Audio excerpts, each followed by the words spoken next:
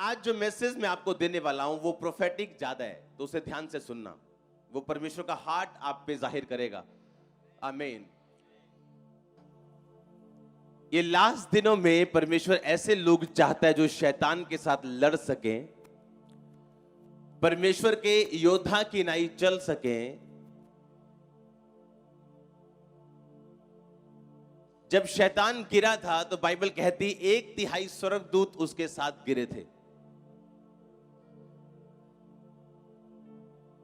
अगर 150 करोड़ स्वर्गदूत बनाया तो 50 करोड़ स्वर्गदूत गिर गए थे शैतान के साथ। और आज भी वो शैतान के साथ मिलकर काम करते हैं कि परमेश्वर तक ना पहुंचने दिया जाए। अगर कोई पहुंच गया तो तब भी उसे अपनी पकड़ में बांध के रखा जाए। परमेश्वर ने कहा, देखो मैंने तुम्हें सांपों और बिच्छुओं को रौंदने का पूरा अधिकार दिया, उनकी सारी शक्ति पर पूरा अधिकार दिया, किसी वस्तु से तुम्हें कुछ भी हानि नहीं होगी। ये परमेश्वर ने अपने लोगों को बोला कि देखो मैंने तुम्हें सांपों और बिच्छुओं को रौंदने का पूरा अधिकार दिया।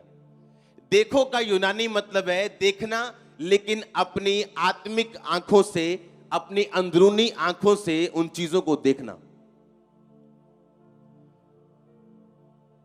जब शैतान ने हवा को भरमाया था, उसने कहा था देख वो फल खाने में कितना मनोहर है।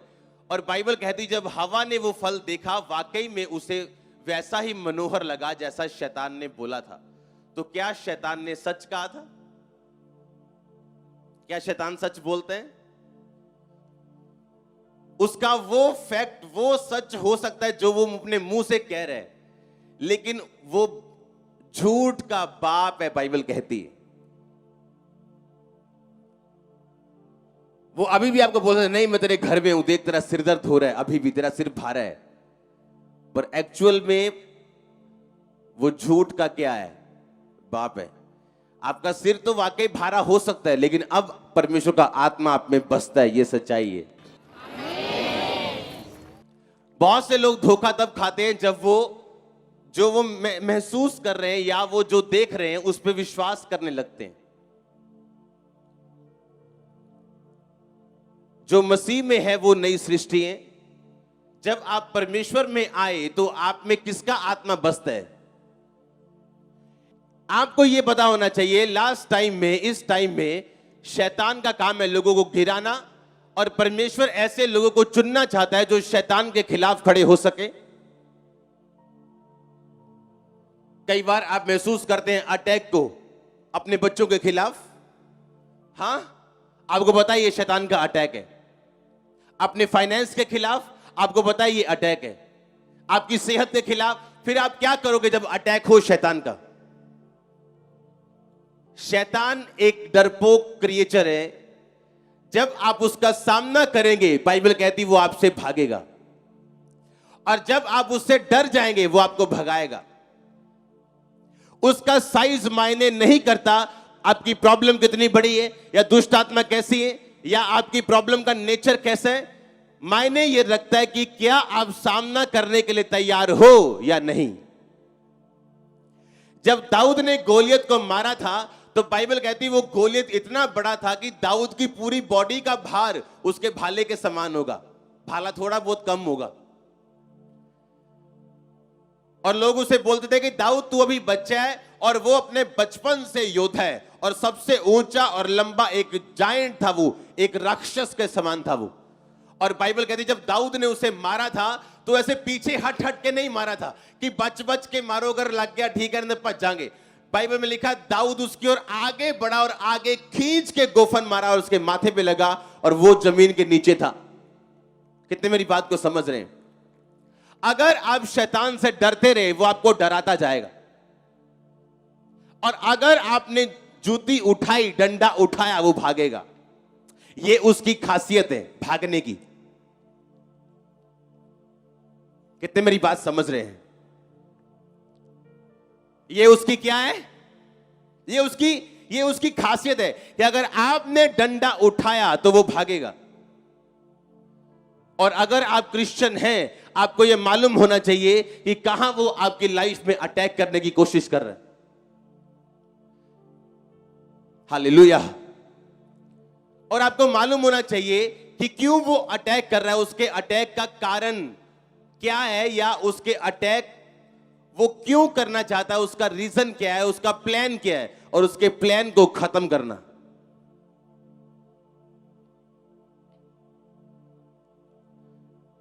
इस एंड टाइम में परमेश्वर ऐसे लोगों को चाहता है जो शैतान के अटैक को खत्म कर सके, उसके खिलाफ प्रार्थना कर सके, उसको भगा सके। और बाइबल कहती है शैतान का खाना पाप है। जब आप पाप बंद कर देंगे, वो कमजोर होता जाएगा आपकी जिंदगी से, और आप स्पिरिचुअली स्ट्रांग होते जाएंगे, और इतने स्ट्रांग होते जाएंगे कि आप उसे हरा पाएंगे, वो भागेगा। इसीलिए सिकवा के 7 बेटे जो थे, उन्होंने शैतान को कहा, जिस यीशु का प्रचार पौलुस करता है, उस यीशु मसीह के नाम में हम तुम्हें आज्ञा देते। शैतान ने कहा, उसको हम जानते, यीशु को, पौलुस को पहचानते, सब ये दोनों को हम जानते और पहचानते, तुम कौन हो?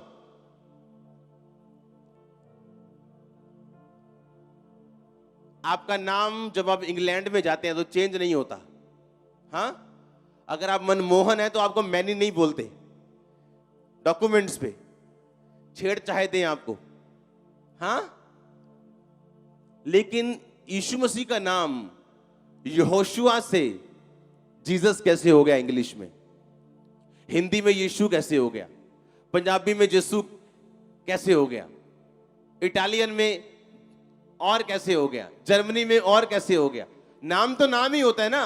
अगर नाम इजरायली भाषा में यीशुआ या होशुआ कुछ भी था, तो वो नाम तो वही रहना चाहिए ना। आज भी आपको यहोशुआ के नाम में दुष्ट आत्मा डांटनी चाहिए। यीशु उसका क्यों कर दिया? परमेश्वर ने जानबूझ के ऐसा करने दिया लोगों को, क्योंकि नाम का यूनानी मतलब में, नाम का मतलब है अनोमा। अनोमा का मतलब है चरित्र। कि जब तुम मेरे नाम में, मेरे चरित्र में शैतान को डांटोगे, वो भागेगा।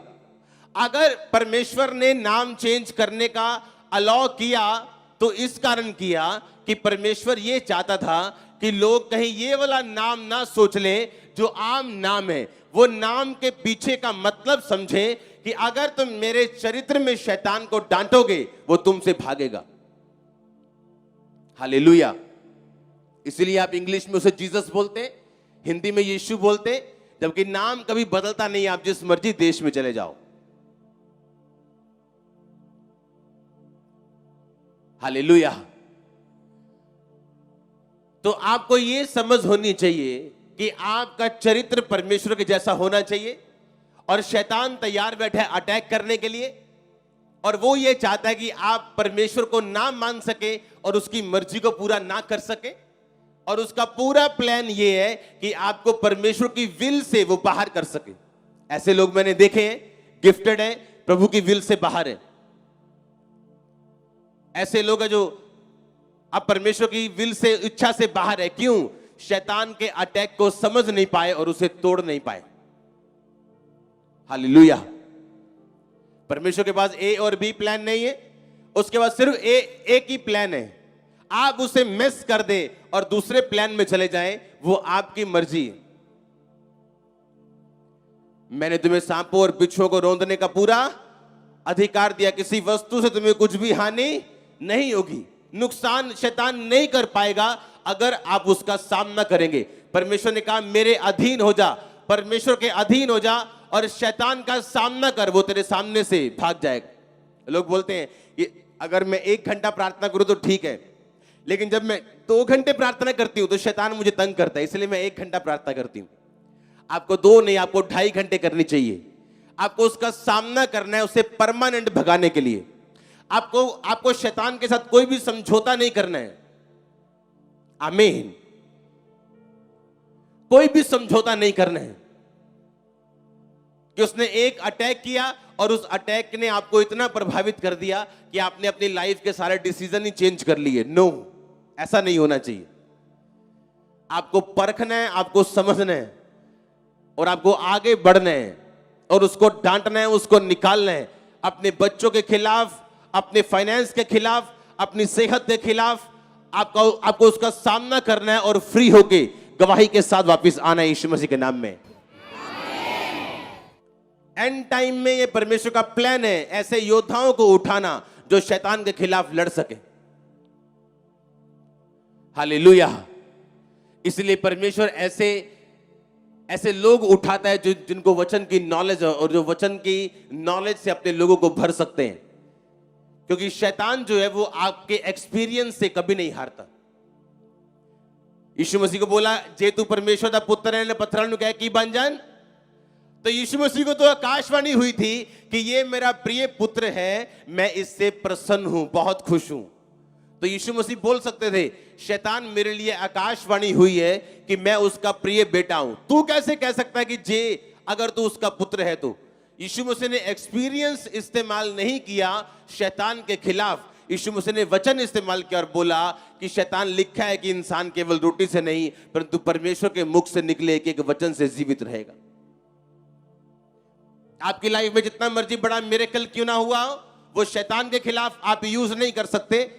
वो आपके फेथ को बढ़ाने के लिए, आपके विश्वास को बढ़ाने के लिए, आपको साबित करने के लिए कि यीशु मसीह सब कुछ कर सकते हैं, लेकिन शैतान के खिलाफ आपको वचन चाहिए, वचन की नॉलेज चाहिए। आप इमेजिन करो ऐसे स्वर्गदूत जो हर वक्त परमेश्वर को देखते थे, परमेश्वर की बात सुनते थे, उसका दीदार करते थे, देखते थे उसको भी शैतान ने भरमा दिया था। इमेजिन कर रहे हो कि नहीं? हाँ, जो हर टाइम स्वर्गदूत परमेश्वर के सामने, उसको शैतान ने ऐसी काउंसलिंग दी कि उसको यकीन हो गया कि परमेश्वर के पास मेरे लिए कोई फ्यूचर नहीं है। और आज भी वो ऐसे काम करता है धरती के ऊपर। अगर आप वचन पे नहीं खड़े, आप अड़े और खड़े नहीं है, आपने एक मन नहीं बनाया, तो फिर आप घूमने वाले हो इधर उधर।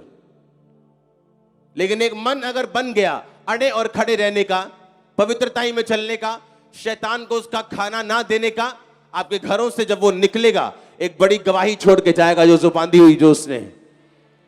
आपके फाइनेंस से जब वो निकलेगा एक बड़ी गवाही को छोड़ के वो जाएगा जो उसने बांध के रखी।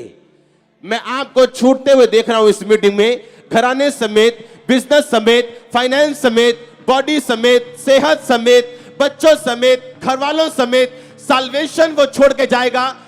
वो निकलने वाला आपके घरों से। अगर आमीन ऊंचे चर्च